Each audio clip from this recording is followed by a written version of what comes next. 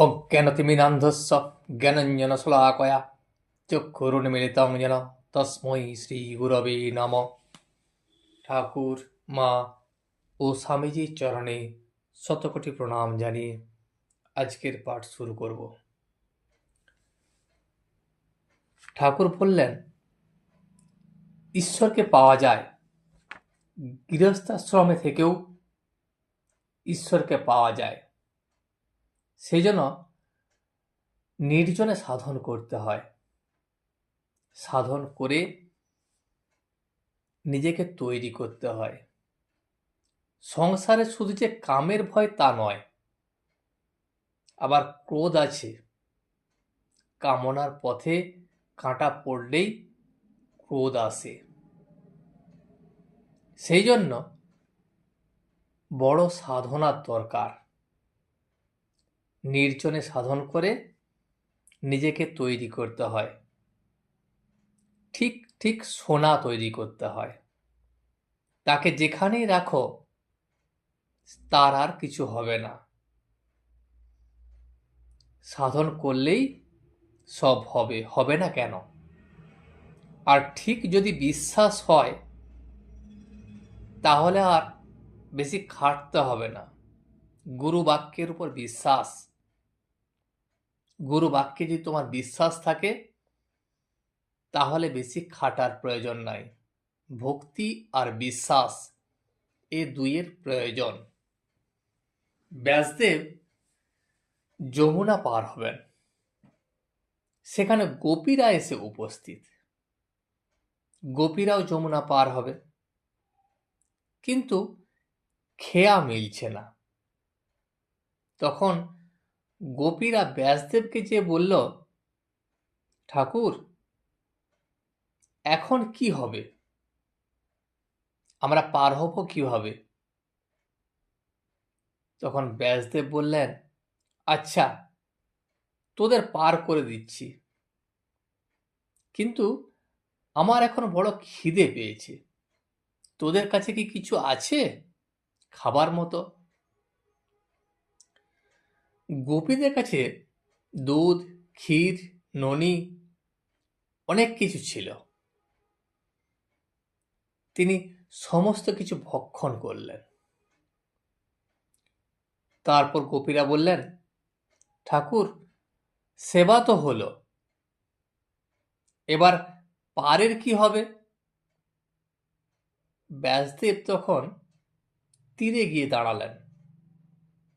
দাঁড়িয়ে বললেন, হে যমুনে, যদি আজ আমি কিছু খেয়ে না থাকি তোমার জল দুভাগ হয়ে যাবে, আর আমরা সেই পথ দিয়ে পার হয়ে যাব।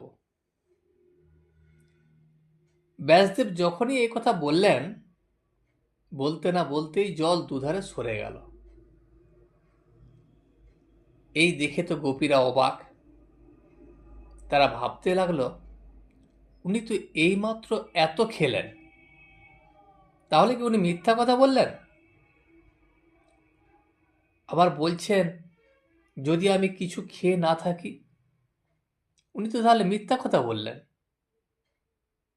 না, তার দৃঢ় বিশ্বাস যে আমি না, আমার মধ্যে যে নারায়ণ আছেন তিনি ওই সব কিছু খেয়েছেন, আমি কিছু খাইনি। আরেকটা ব্যাপার দেখো, শঙ্করাচার্যের কথা। শঙ্করাচার্য ব্রহ্মজ্ঞানী, তো তারও প্রথম প্রথম ভেদ বুদ্ধিও ছিল না। ভেদাভেদ করত, উঁচু নিচু জাতি সে ভেদাভেদ করত। তেমন বিশ্বাসও ছিল না। চণ্ডাল মাংসের ভাঁড় লয়ে আসছে, আর উনি গঙ্গা স্নান করে উঠছেন। তাতে চণ্ডালের গায়ে গা লেগে গেছে। তখন তিনি বলে উঠলেন, এই তুই আমায় ছুলি কেন? চণ্ডাল তখন তাকে বললে, ঠাকুর তুমিও আমায় ছোঁও নাই, আর আমিও তোমায় ছুঁই নাই। যিনি শুদ্ধ আত্মা তিনি শরীর নন, পঞ্চভূত নন, চতুর্বিংশতিও তত্ত্ব নন। তখন শঙ্করের জ্ঞান হয়ে গেল। তখন তার মন থেকে ভেদাভেদ জ্ঞান চলে গেল।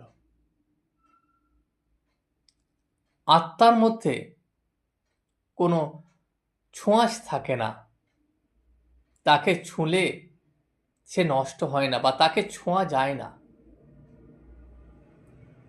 জড়ভরত রাজা রঘুগণের পালকি বইতে বইতে যখন আত্মজ্ঞানের কথা বলতে লাগলো, তখন রাজা পালকি থেকে নিচে নেমে এলো।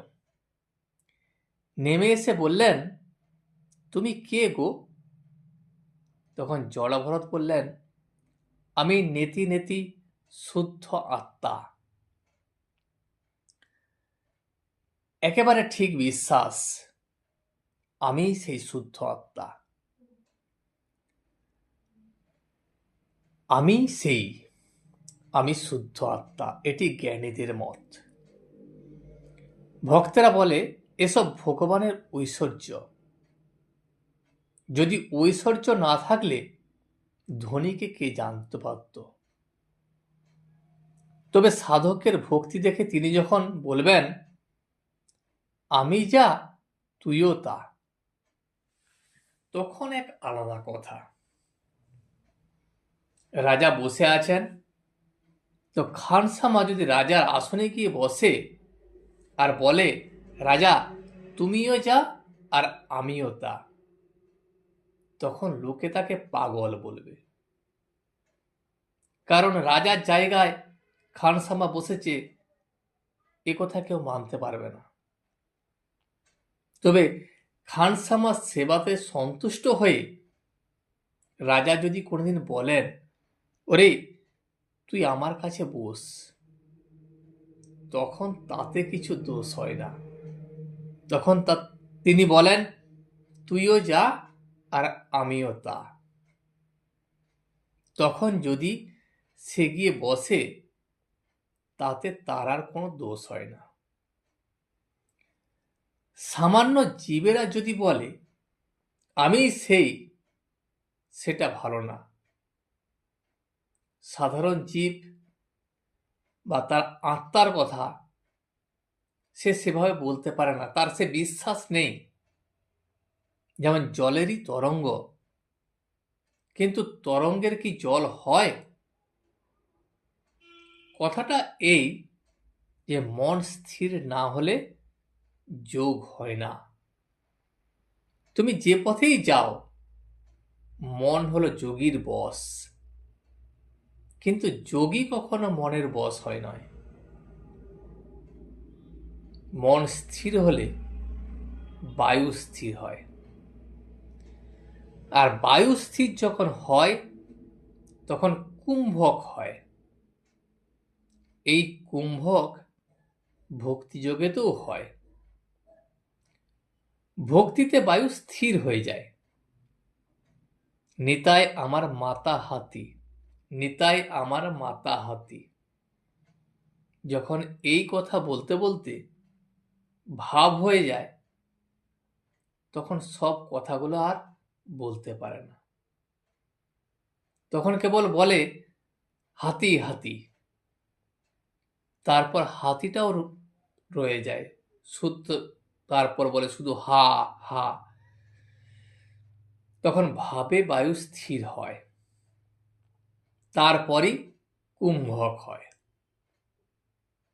একজন ঝাড় দিচ্ছে, তো তাকে একজন লোক এসে বললে, ওগো অমুক নেই, সে মারা গেছে। যে ঝাড় দিচ্ছে তার যদি আপনার লোক না হয়, সে তখন ঝাড় দিতেই থাকে। আর মাঝে মাঝে বলে, আহা তাই তো গো, লোকটা মারা গেল, লোকটা বেশ ছিল। হাতের ঝাঁটা কিন্তু চলছে, ঝাঁটা বন্ধ নেই। আর যদি আপনার লোক হয়, তাহলে ঝাঁটা হাত থেকে খসে পড়ে যায়, আর করে সে বসে পড়ে। তখন বায়ু স্থির হয়ে গেছে, কোনো কাজ বা চিন্তা করতে পারে না। মেয়েদের ভেতর দেখো না, যদি কেউ অবাক হয়ে একটা জিনিস দেখে বা একটা কথা শুনে, তখন অন্য মেয়েরা তাকে বলে, তোর ভাব লেগেছে নাকি লো? এখানেও সেই বায়ু স্থির হয়েছে, তাই অবাক হয়ে হাঁ করে থাকে। সোহং সোহং করলেই কিছু হয় না। জ্ঞানীর লক্ষণ আছে। যেমন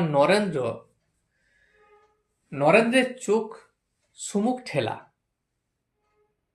এরও কপাল ও চোখের লক্ষণ খুব ভালো।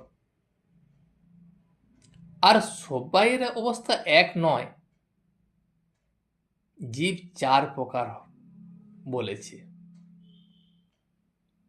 কি কি না? বদ্ধ জীব, মুমুক্ষু জীব, মুক্ত জীব ও নিত্য জীব। সকলকে যে সাধন করতে হয় তাও নয়। কেউ কেউ নিত্য সিদ্ধ আর সাধন সিদ্ধ, কেউ আবার অনেক সাধন করে তবে ঈশ্বরকে পায়। কেউ জন্ম অবধি সিদ্ধ, যেমন ভক্ত প্রহ্লাদ। হোমা পাখি আকাশে থাকে, সে যখন ডিম পাড়ে সেই ডিমটি পড়তে থাকে, আর পড়তে পড়তে ডিম ফুটে যায়, ছানাটা বেরিয়ে আবার পড়তে থাকে। এখনো এত উঁচু যে পড়তে পড়তে তার পাখা ওঠে। যখন পৃথিবীর কাছে এসে পড়ে তখন পাখিটা দেখতে পায়, আর সে বুঝতে পারে যে মাটিতে লাগলে সে চুরমার হয়ে যাবে। তখন একেবারে মার দিয়ে চোঁচা দৌড় দিয়ে উপরে উঠে চলে যায়। কোথায় মা, কোথায় মা, এই বলে বলে সে উঠতে থাকে। প্রহ্লাদ নিত্য সিদ্ধির সাধন ভজন পরে, সাধনের আগেই তাদের ঈশ্বর লাভ হয়। যেমন লাউ কুমড়োর আগে ফল, তারপরে ফুল। সেই রকম প্রহ্লাদের মতো যারা ভক্ত, তারা নিত্য সিদ্ধ, তারা আগেই ঈশ্বরের দেখা পায়, তারপর তারা সাধন ভজন করে। ঠাকুর রাখালের বাপের দিকে চাহিয়া বলিলেন, যদি কারো নিজ বংশ জন্ম হয় আর সে যদি নিত্য সিদ্ধ হয়ে জন্মায়, সে তাই হয়, আর কিছু হয় না। ছোলা 20টা করে পড়লে অন্য কিছু হয় না, ছোলা গাছই হয়। তিনি কারুকে বেশি শক্তি, কারুকে আবার কম শক্তি দিয়েছেন। কোনোখানে একটা প্রদীপ জ্বলছে, কোনোখানে একটা মশাল জ্বলছে। বিদ্যাসাগরের এক কথায় তাকে আমি চিনেছি। কতদূর বুদ্ধির দৌড়! যখন বললাম শক্তি বিশেষ, তখন বিদ্যাসাগর বললে, মহাশয়, তবে কি তিনি কারুকে বেশি শক্তি আর কারুকে কম শক্তি দিয়েছেন? আমি তখন তাকে বললাম, তা দিয়েছেন বই কি। শক্তি কম বেশি না হলে তোমার এত নাম ডাক হবে কেন? তোমার বিদ্যা, তোমার দয়া, এইসব শুনে তো আমরা এসেছি। এমন তো নয় যে তোমার দুটো শিং বেরিয়েছে। বিদ্যাসাগরের এত বিদ্যা, এত নাম, কিন্তু কাঁচা কথা বলে ফেললে। তিনি বললেন যে কি কারুকে বেশি শক্তি, কারুকে কম শক্তি দিয়েছেন। কি জানো, জালে প্রথম প্রথম বড় বড় মাছ পড়ে, রুই, কাতলা। তারপর জেলেরা পাঁকটা পা দিয়ে ঘেঁটে দেয়, তখন চুনো পুঁটি, পাকাল এইসব মাছ বেরোয়। একটু দেখতে দেখতে ধরা পড়ে। ঈশ্বরকে না জানলে ক্রমশ ভিতরের চুনোপুটি বেরিয়ে পড়ে। শুধু পণ্ডিত হলেই কি হবে? আজ এই পর্যন্তই। ভিডিওটি শেষ পর্যন্ত দেখার জন্য আপনাকে অসংখ্য ধন্যবাদ। ভিডিওটি যদি আপনার ভালো লেগে থাকে তাহলে একটা লাইক, কমেন্ট এবং বন্ধুর সাথে শেয়ার করে দেবেন। সাবস্ক্রাইব করে পাশে থাকা বেল আইকনটি বাজিয়ে দেবেন, যাতে আপনাদের নতুন ভিডিওগুলি সর্বপ্রথম আপনার কাছে পৌঁছে যায়। জয় শ্রী রামকৃষ্ণ, জয় শ্রী রামকৃষ্ণ, জয় শ্রী রামকৃষ্ণ।